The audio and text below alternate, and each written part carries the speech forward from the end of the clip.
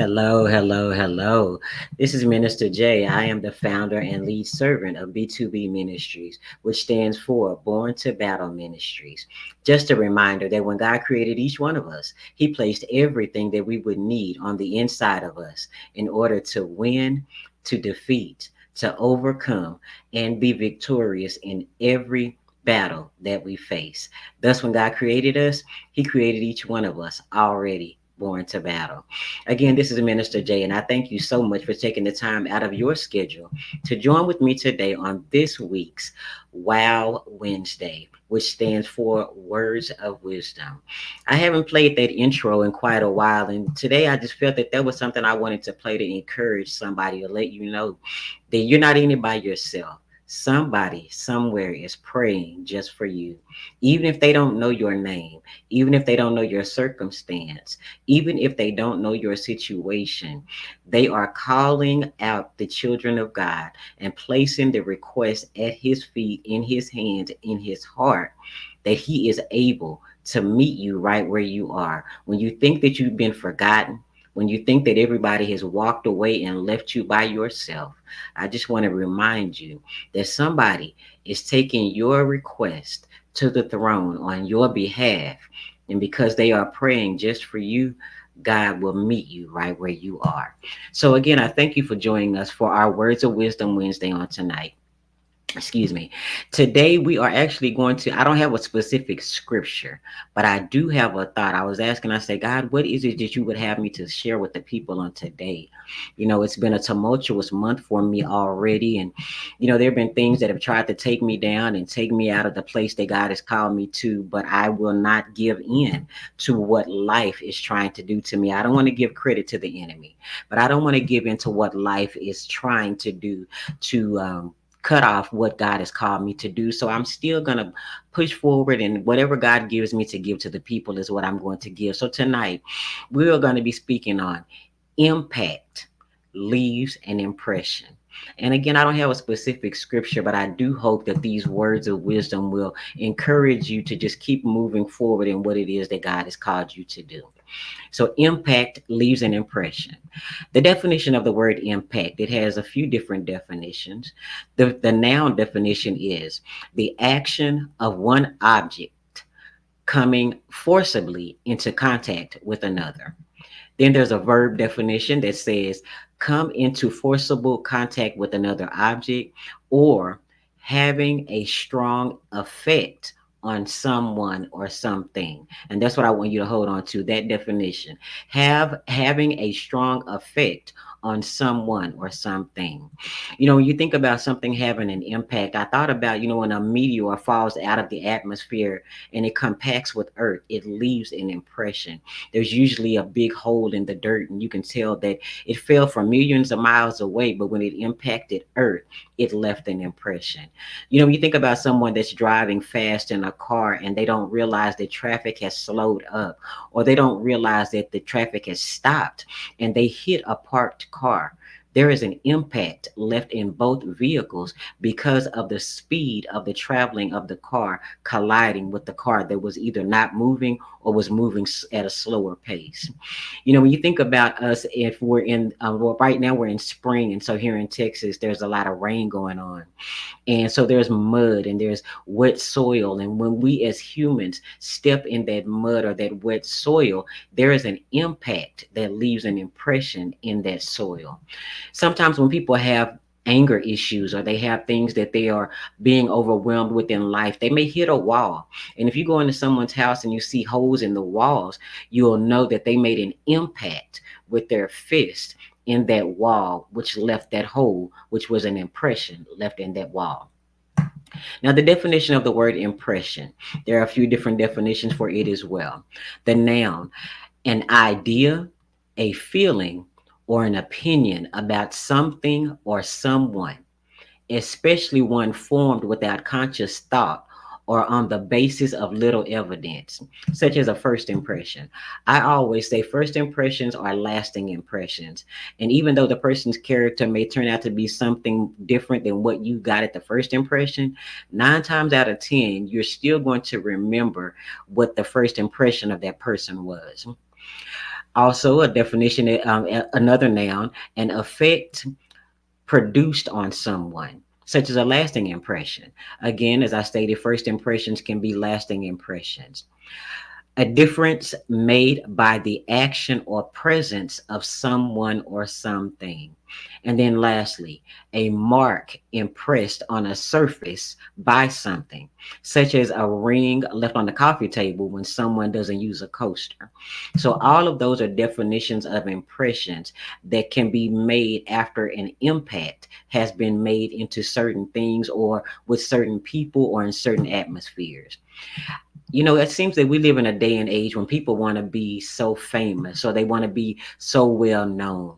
They want people to know their name. They want people to have their, as they used to say back in the earlier days of life, they want their name in lights. And when they would say that, they would be talking mainly about people on Broadway or people that were in the acting field or in concerts. They want their names to be in light. And I found out that it seems that a lot of these same people who want to be well known or they want to be famous or they feel that that's the only way they can leave an impression on someone's life is by being famous. Those are some of those same people claim to say that they want to be just like Jesus. And I have a little bit of a problem with that, a conflicting thought with that, because Jesus kept himself hidden until the time for him to make an impact and leave an impression. The Bible tells us about when he was 12 years old and his parents were looking for him and they found him in the temple reading the Torah to the priests. And they were confounded by this 12-year-old child and how he could read the word of God to the priests who had gone to school for many years for that understanding, but he was able to break it down. But as he was in that temple reading that to the priests, he wasn't doing it for fortune or fame. He wasn't doing it so that he could make himself known. He was doing it because he was being about his father's business, or at least giving them a taste of what was to come. He kept himself hidden before that impact could fully be made to leave that impression. If you think about when he was at the wedding with his mother and his disciples, at the wedding in Cana, when he was turning the water into wine, when his mother came to him and said, the party has run out of wine, he said to his mother, "Mine hour is not yet come." So even in that time when he had become an adult, when he should have been, as his mother thought, walking in his calling, he still was hiding himself because his hour had not yet come to be released and to be known by the masses as to what he was called on this earth to do. I think sometimes we confuse impact and impressions by the amount of people that are around us when we do or say a certain things. We want to have a large audience, or what we consider, we want to have a large audience to hear what we consider profound statements. Because in those moments, we feel that the more people whose attention we have, or the more people who hear us hear what we're about to say, the greater the impression or the larger the impression that will be made. I'm sorry to tell you though, that's not always the case. If someone enjoys something in a moment, it doesn't guarantee that it's going to make any type of lasting impression on them at all. Prime example, you attend a concert. The stadium is full or the arena is full of people. There could have been 5 acts that played before the headliner came onto the stage. You enjoy the concert, you see the thousands of people that are at the concert there with you. The next day you get up and you look at your ticket stub and you remember, oh yeah, I went to a John P. Key concert last night. But you can't even remember what John P. Key songs, what he sang, what albums they were from. You can't remember if it was from the older albums, the newer albums, if it was a compilation with someone else. But the one thing that you do vividly remember is one of the opening acts. And it was Vicky Winans. And the part that you remember is that she ministered about overcoming suicide. Because of her testimony, that made an impact on you because it met you where you are in your life and it made a lasting impression. So, do you see what I'm saying about how it doesn't matter about the amount of people that are there? And it doesn't matter about how famous the person is that is saying or doing whatever they say or do, because it only takes one person to make that impact and leave that impression. It only takes one person to hear what is said that will accept that impact and leave an impression. There are so many times in life that I can think of that major things happened that maybe was in the baby boomers years or maybe was in the Gen X years that left lasting impressions on our lives.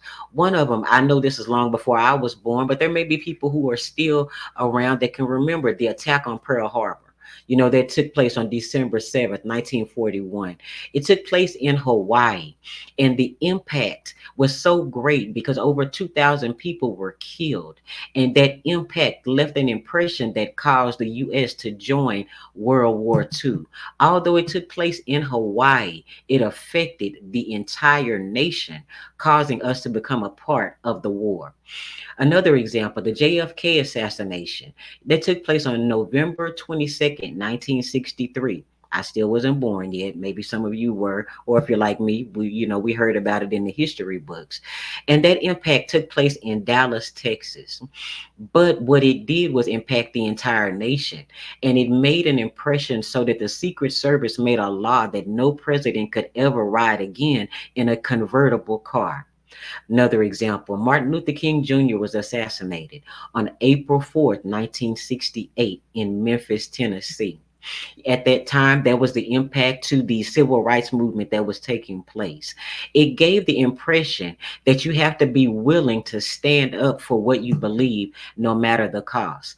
Although he was in Memphis, he lived in Atlanta, but he was in Memphis protesting with the garbage workers who were not getting paid. And there were two garbage workers that had been killed. But because he was assassinated, being a part of this protest, it made an impact on the entire nation. The explosion of the Space Shuttle Challenger, January 28, 1986. It took place in Cape Canaveral, Florida, over the Atlantic Ocean.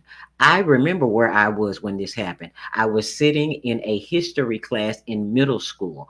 We were watching the shuttle take off because at this launch, there was a teacher who was going to be a part of the space shuttle launch and a part of the experiments that were going to take place. They were going to be broadcast back to the earth so that students such as myself could glean from whatever the experiments were that were taking place in the earth. But because 73 seconds after liftoff, the shuttle imploded, exploded, and 7 lives were taken, the shuttle program was suspended until better and safer measures could be implemented. That was the impression that was left. And although that took place in Florida, it affected us as a nation, not just the adults as a nation, but students such as myself who were watching as the space shuttle exploded and those lives were extinguished in 73 seconds after takeoff. The attack on the Twin Towers and the Pentagon took place September 11, 2001. The impact took place in New York City and in Washington, D.C. However, because we as a nation were under attack, it affected not only the United States, but it affected the entire world. Because when the United States became under attack, it it brought up our relations with other countries and with other nations. And we also had so many people who were in the Twin Towers that were from other countries and other nations that lost their life. Almost 3,000 people on the ground and in the buildings and in the airplanes, lives were taken. And that impact was so great that the impression that was left made so many of our young men and young women join the armed forces and go to war to fight for the freedom that was being impacted on our own soil. So there was a impact that left an impression that changed many lives. Barack Obama being elected the first black president November 4th, 2008.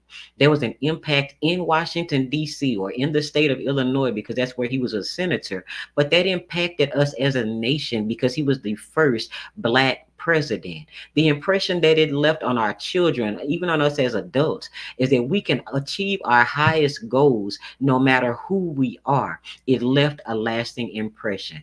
For some of us, the Marriage Equality Act that was passed by the Supreme Court June 26, 2015, it was passed in the Supreme Court, which is in Washington, D.C., but it affected our entire nation. Whether it was some who were for it and those who were not for it, it made an impact and left an impression. The impression being that all people can now legally be recognized as the spouse of who they love, regardless of their gender.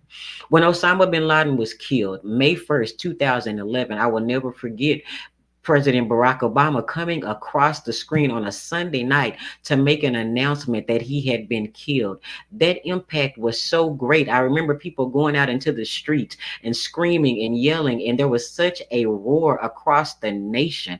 Although he was killed in Pakistan, there was an impact. Although President Obama was announcing in DC, there was an impact. It impacted the entire world because what had happened September 11th was finally being rectified. The Al Qaeda was finally beginning to be disarmed and disbanded because Osama bin Laden had been taken out.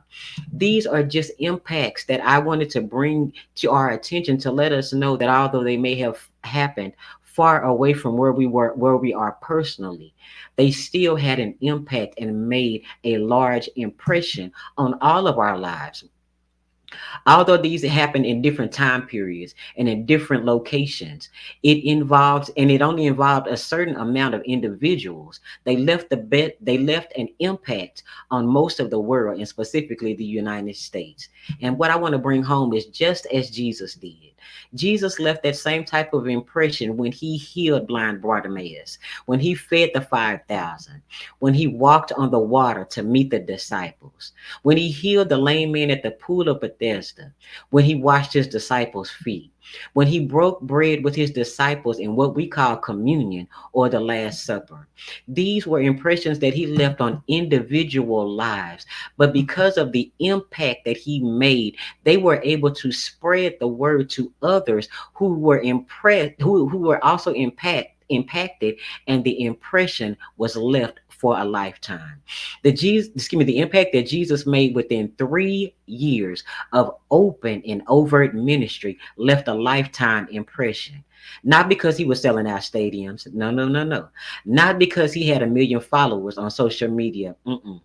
Not because he wanted to be well known or become famous, but because he understood that if he made an impact within just a few lives, the impression left on their lives would prompt them to share the good news with others. Because there was an impact, as the definition says, there was a mark that will leave an impression on what we do and what we say by what we have been impacted by.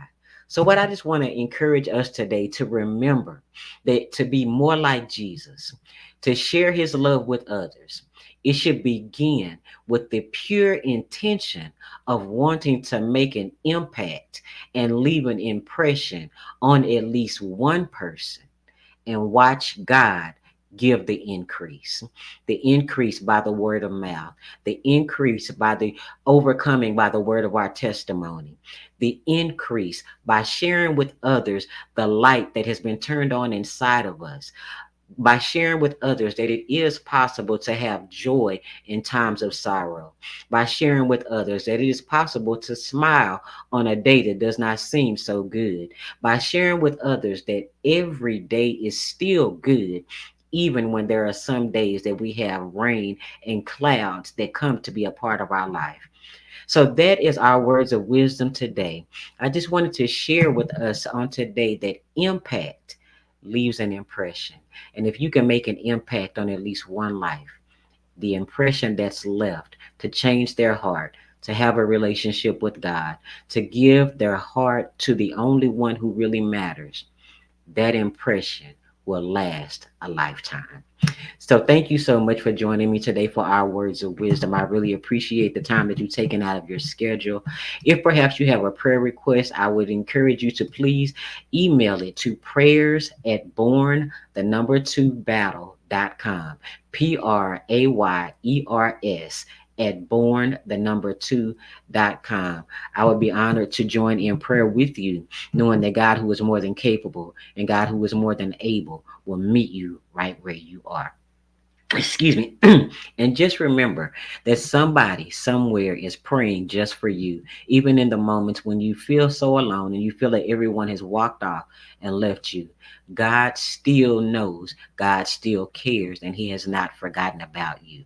And before I end on today, I have to do our daily mantra. And again, I hope that you would make this a part of your daily affirmations, your daily mantra as well. There is absolutely nothing that will happen this day that God and I together cannot handle. Say that with me. There is absolutely nothing that will happen this day that God and I together cannot handle. Remember that God will combine His super with your natural to help you overcome every obstacle that you may face. Until next Wednesday, thank you so much for joining me, and I hope that you have a great remainder of the week. Be blessed.